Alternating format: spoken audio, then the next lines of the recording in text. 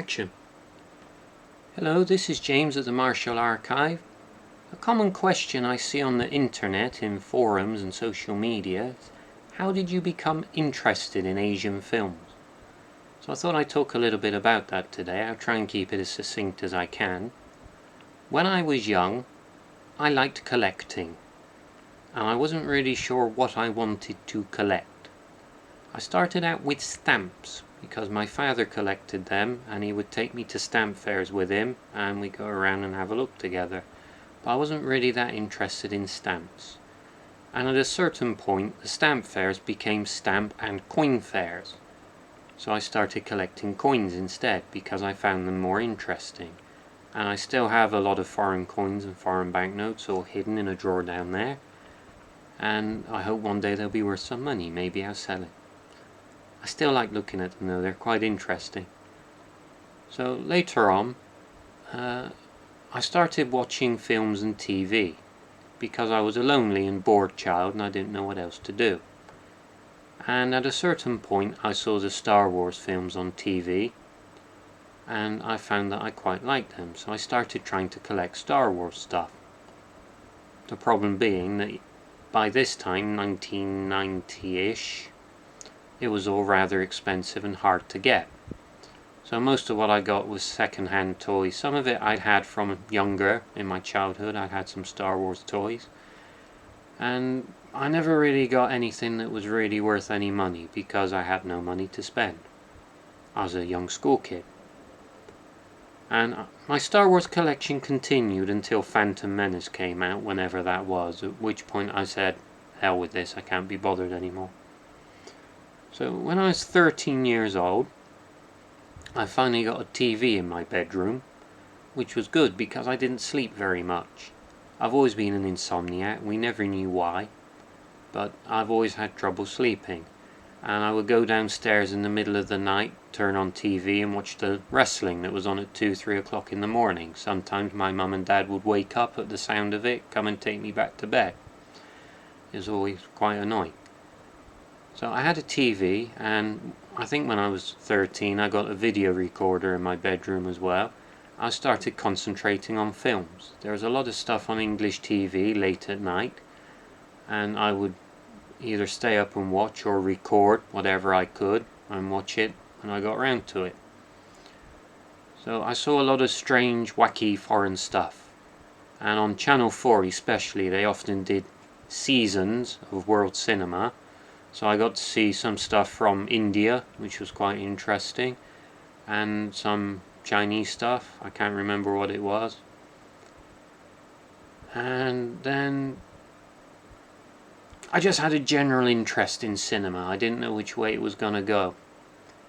And in 1994, late 94, my sister was in senior school. She was 16, I was 14, and she had a friend who would come round and visit sometimes called Kirsty. And a couple of times she brought round with her whatever boyfriend she happened to be with at the time. And one day she came round with a guy called Keith. Keith Johnson? Good guy. I always liked you. And Keith just sat on the sofa downstairs waiting whilst Kirsty was off with my sister chatting about whatever they were talking about.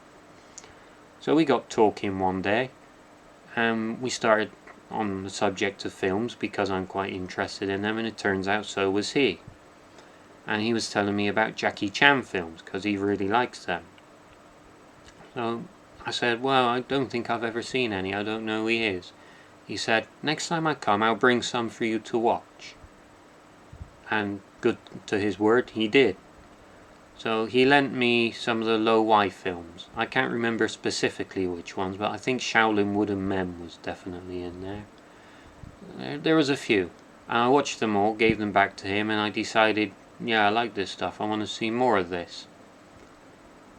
So turns out I'd actually seen Enter the Dragon in the past, but I didn't really register what it was at the time.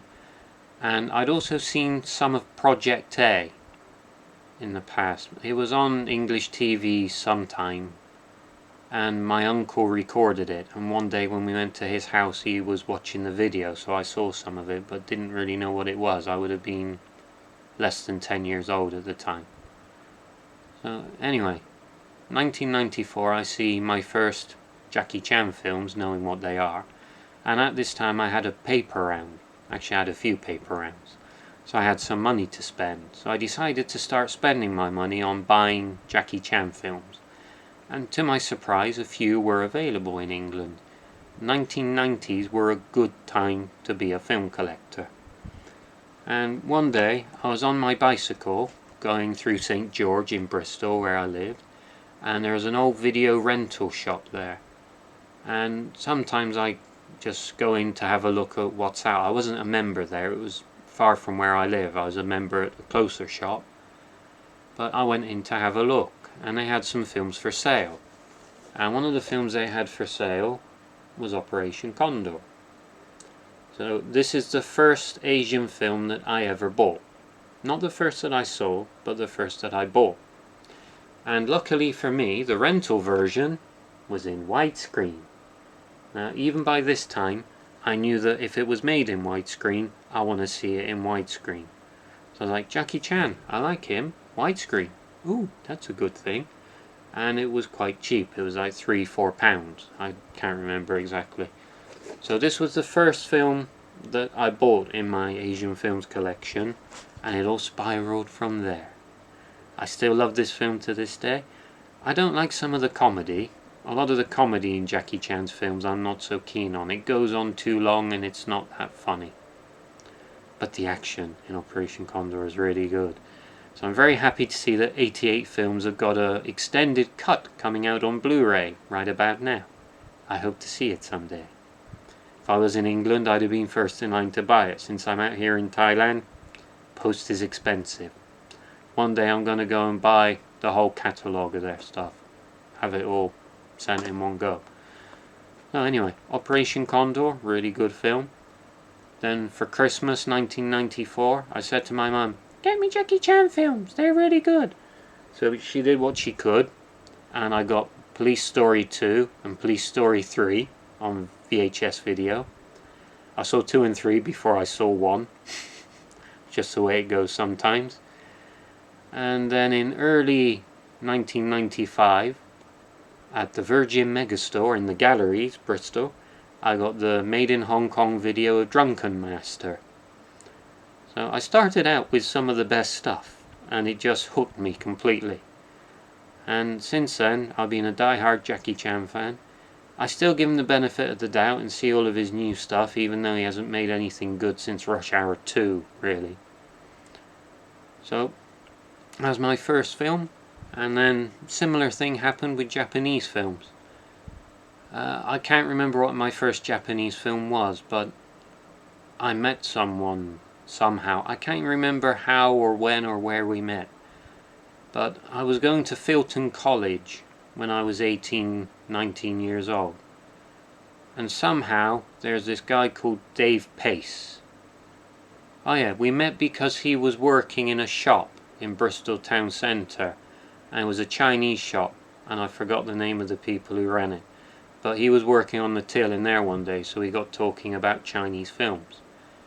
And he was more interested in Japanese stuff. He liked Chinese as well, but really he liked Japanese animation and comics and all that stuff. So he really got me more interested in Japanese films, and I started collecting those as well when I was about 18. Korean stuff I started discovering by myself in the early 2000s when films like Shiri came out and were quite popular. I still love Shiri, it's one of the best films ever made. Joint Security Area, awesome. My Wife is a Gangster, excellent. I still like that stuff. I don't think Korean films are as good today as they were 20 years ago. They were more original back then. Now they're more formulaic. And then in 2003, 2002 I think Ong Bak was released in Thailand. And after Ong Bak was released, the internet had become a thing and I knew how to use it.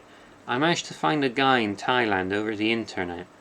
And I said, if I send you some money, can you get me some more Tony Jaa films. He said, no, there aren't any. Which I now know is not true, but he didn't know. I said, what about that guy Panna who's supposed to be his teacher? Can you get any of Panna's stuff? I know there's supposed to be a few films with him. He said, that I can do. So he got me 4 Panna films on VCD. I remember one of them was Born to Fight, one of them was Bible of Loafer.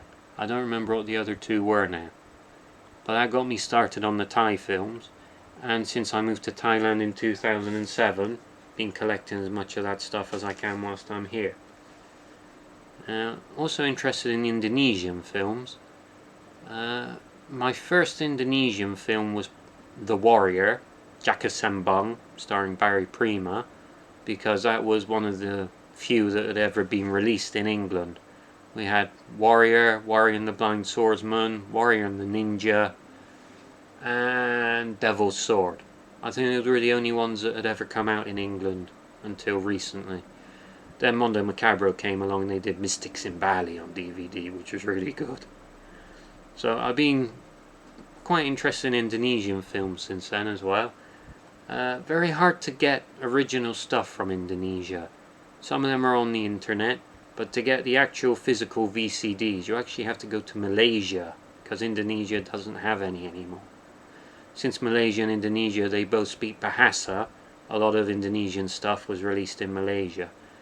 I don't think much Malaysian stuff was released in Indonesia though, but Indonesia made better films. So anyway, my first Asian film that I ever bought, Operation Condor. If you've never seen this before, get the 88 films released on Blu-ray. I hear it's really good. Also 17 minutes longer than this version. So you know I'm going to buy it. Alright, have a nice day everyone. See you again soon.